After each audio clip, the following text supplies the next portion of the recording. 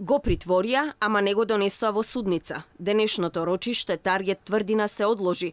Оти судиката Дженета Бектовиќ не испратила наредба до затворот Шутка поранешниот директор на УБК Сашо Мијалков да го донесат на судење.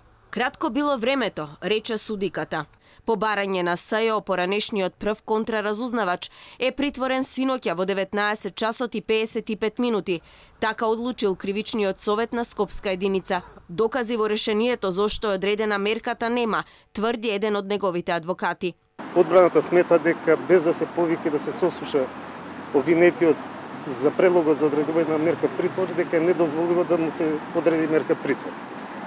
Законот за кривична постапка точно наведува дека секој лице мора да биде повикано и сослушано и после неговата изјава да биде одредена мерка притвор доколку постојат услови.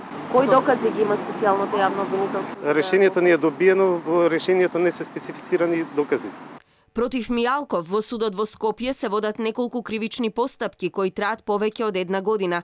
Токму тој вчера до 14 часот беше на судење за случајот познат во јавноста како тортура.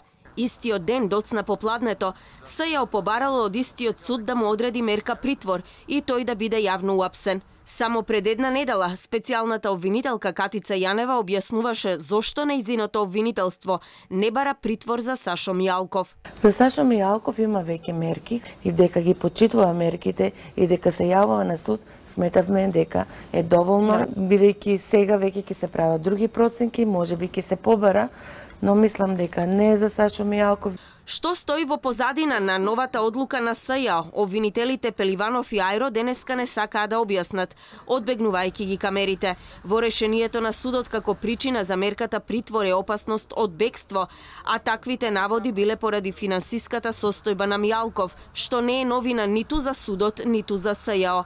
Адвокатите најавија жалба пред апелација за решението за притвор.